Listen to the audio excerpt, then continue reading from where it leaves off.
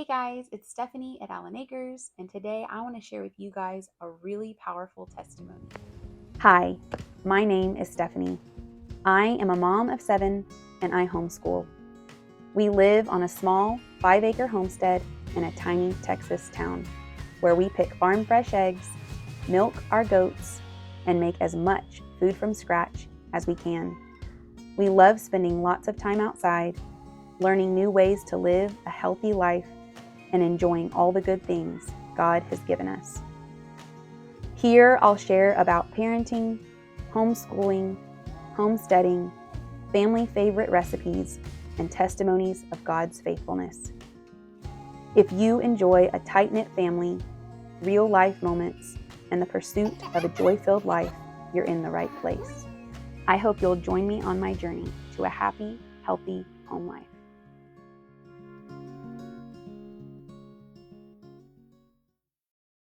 Okay, so a year ago today, our son fell and had a significant head injury. And I really felt led to share with you guys the powerful testimony of his healing. So let me first start off by telling you guys what happened, just so that you get a full picture of what it is that we were dealing with. Our son at the time was 2.5, and we had an above ground pool. My husband had laid some paver stones leading up to the ladder so that it was easy for the kids to walk on and getting less grass on their feet. And our son was climbing the ladder to the pool with a life jacket on, and he fell off and hit his head on one of the pavers. Now, I did not actually witness this. I was told the story. Nevertheless, it was very traumatic for our son. Um, I have 4 boys, and we've had lots of bumps and bruises. And so I knew by his cry that he was hurt, and I knew that I needed to check on him. But we had never had a situation quite like this one. And so I watched him very closely.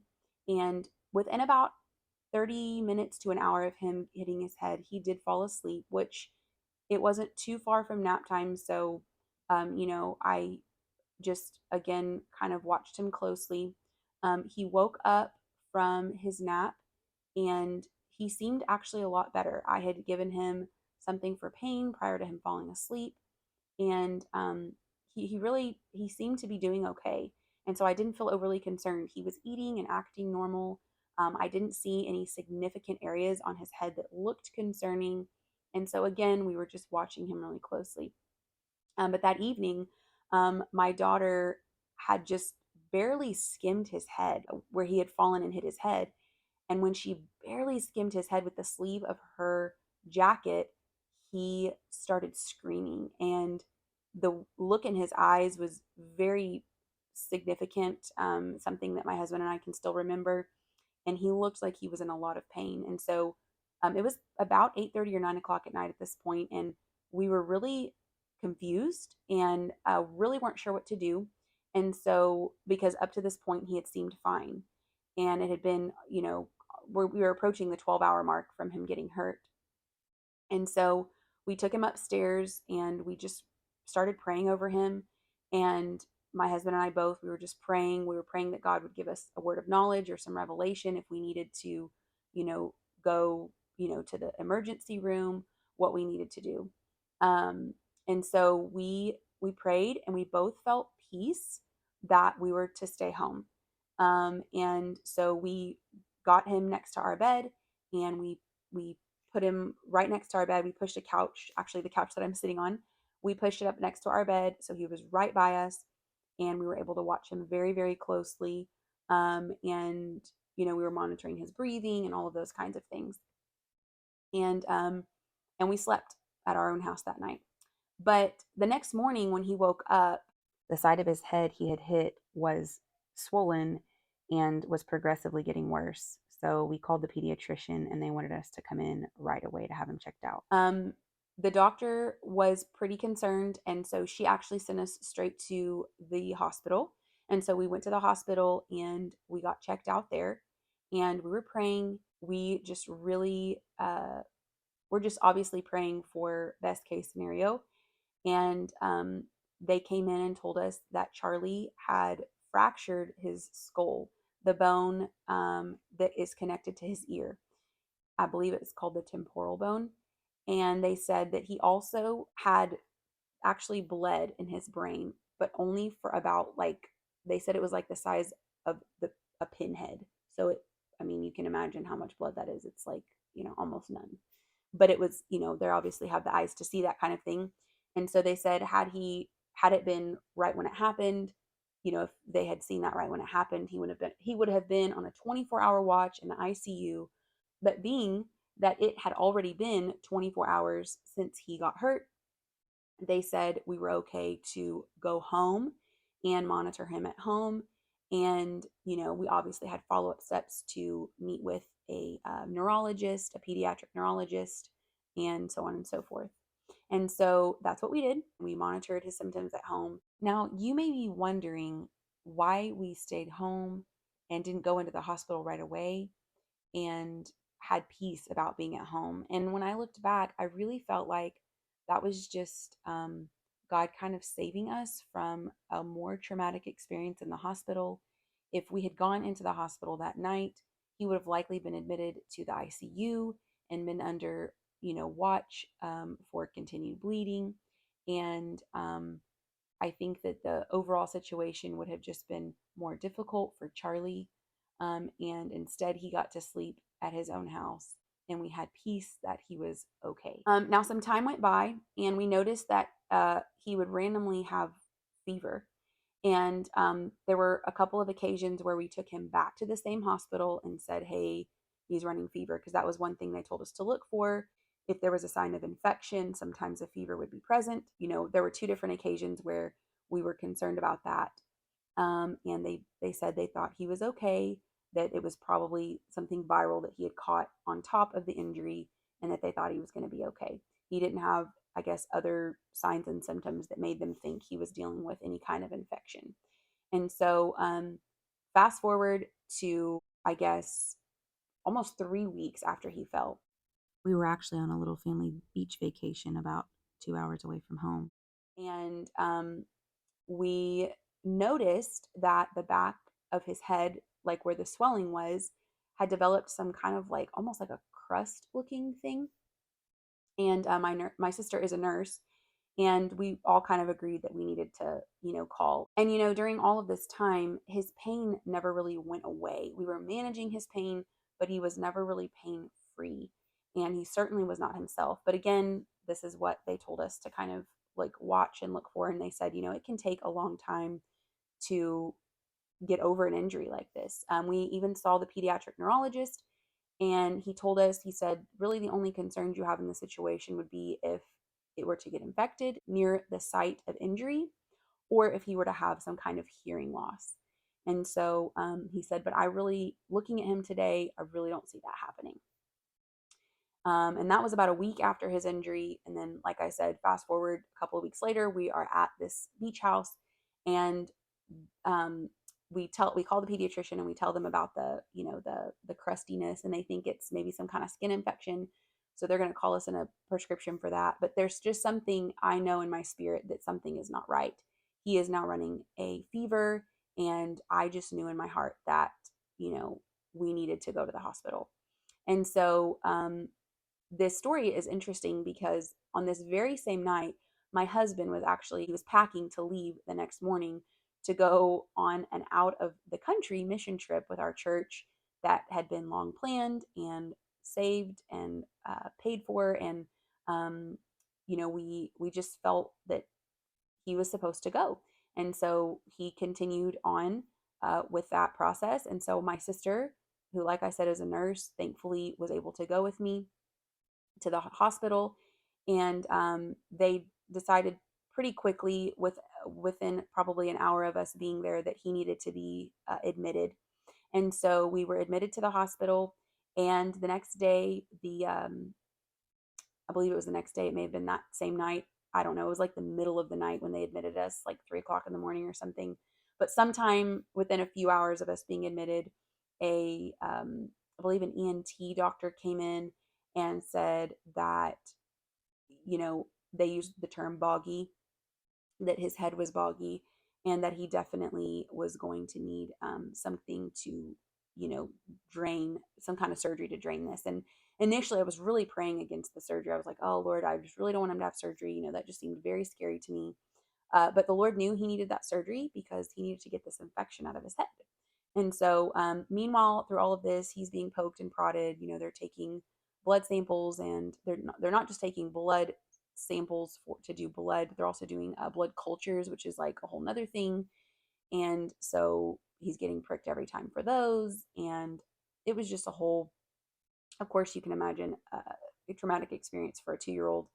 And so I was so grateful to have my sister there.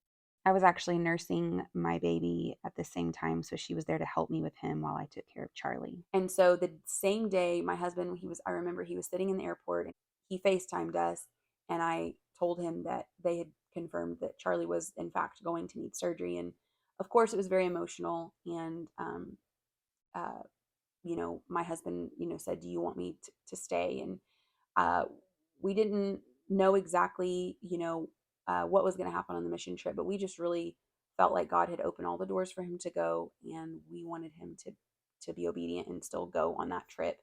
And so he still went.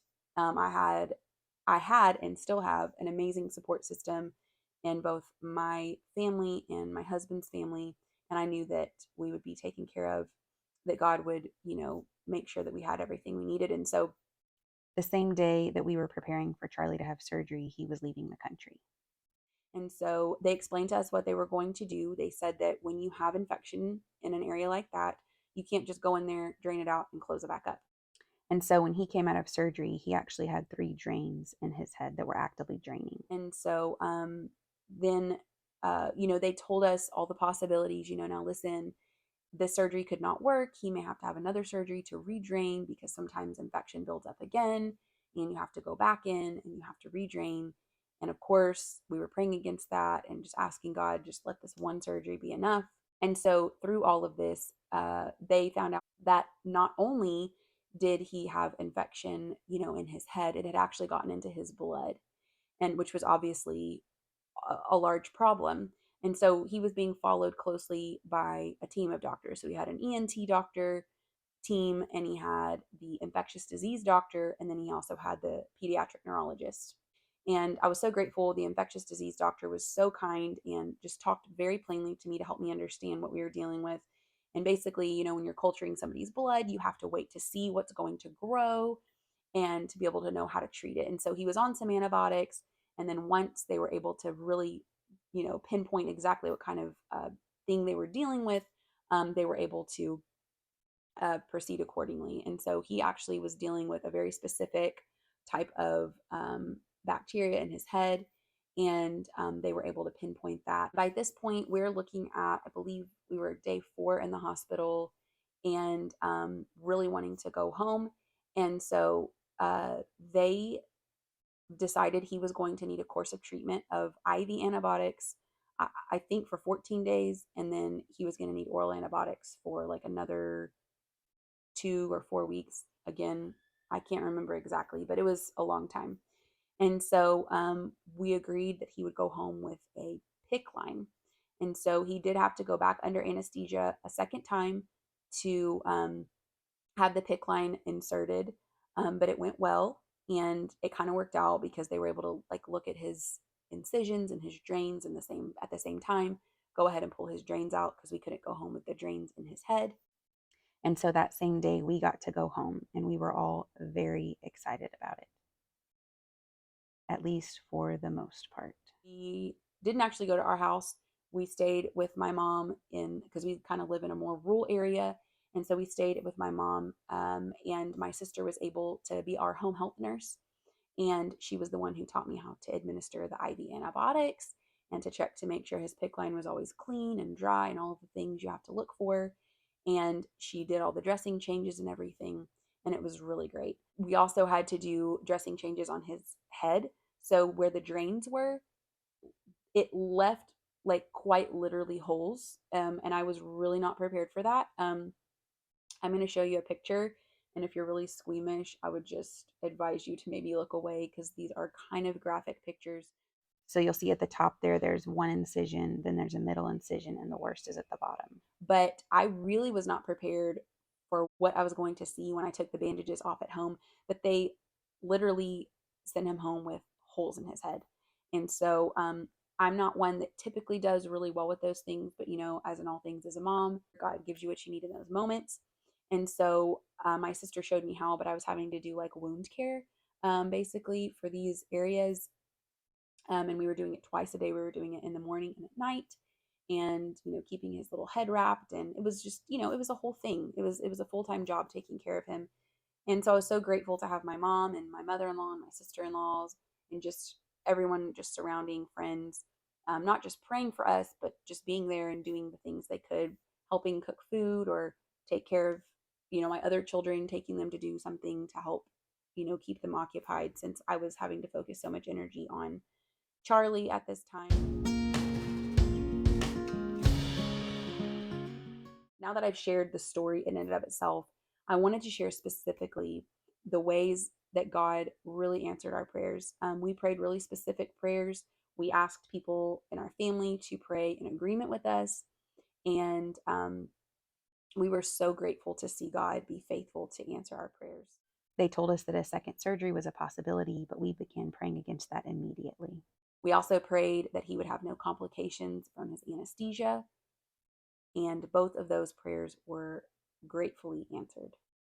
Our next prayer was that whatever the course of treatment would be for the kind of infection he had, our prayer was that we would be able to go home and treat it at home and not have to stay in the hospital for all of that length of time. And God answered that prayer as well. I was really missing my babies. They wouldn't even let us go outside, and so I was sneaking downstairs um, so that Charlie could see his siblings and I could see my babies. My mom would pull up into the like wraparound porta cachet area, and I would squeeze them and hug them and kiss them, and Charlie would get to see them. And it was just these little pocket moments that kept me going, and I just really wanted to get home to be with them. And so I was so grateful when we found out we were going to be able to go home and treat this at home. We were also praying, of course, that the infection would not be in his skull. And when they went in for surgery, they said that his skull looked very clean and there was no sign of infection. Now, they did treat him as if that was, a possibility. His treatment was pretty aggressive in that regard because it's your head and it's really a big deal. But they said they saw no sign of infection in his skull, which was again another. We also prayed that he would, that he would be completely healed from this bacteria, both in his head and in his blood, and that it would not come back or have any kind of recurrence. Which again, I'm happy to say was an answered prayer. Now, these next two answered prayers I really enjoy sharing because I just think it makes the testimony that much sweeter. But like I said, I was having to take care of these wounds once we were home, and I mean, I was really like struggling with this. I would almost have my eyes closed looking at it because I'm just kind of throwing the cleaning stuff at it because it just really, I mean, it just really, you know, it would make my stomach churn for anybody, but on my own child, it was just very hard for me to watch. But of course, I was doing it because I had to do it. But I was struggling at even looking at it directly. And so I remember it was the day after we had come home from the hospital, or 2 days after maybe. And again, some of the details are blurry because it was a very crazy time.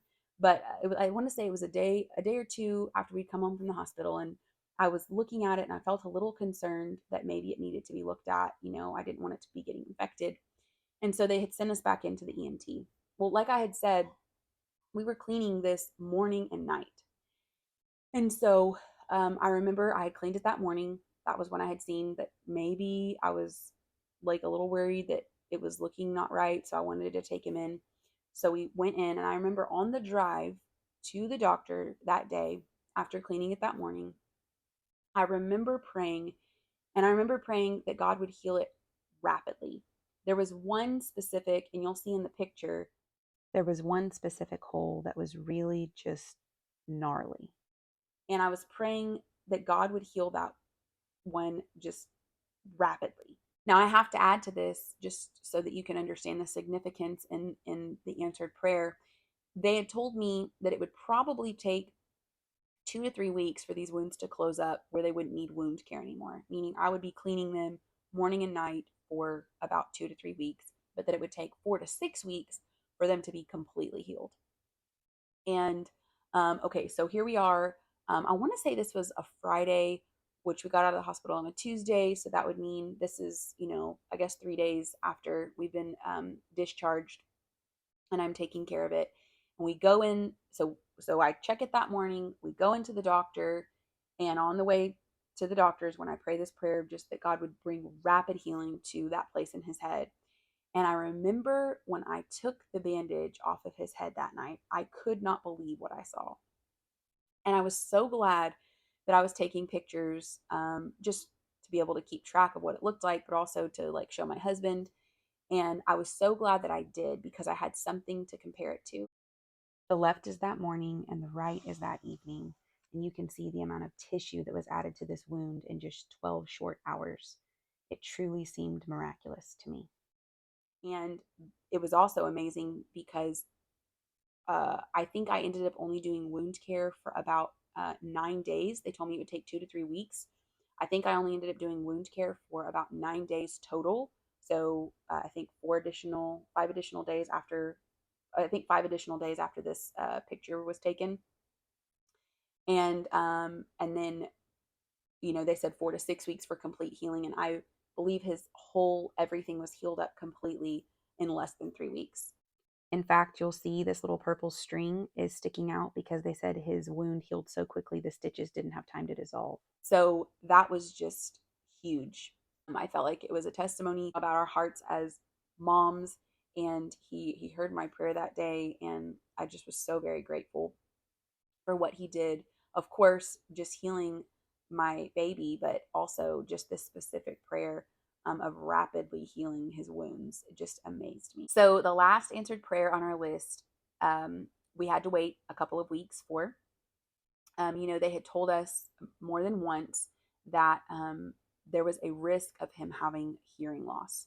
And so we had a couple of follow up visits with the surgeon, the ENT, after we were discharged from the hospital.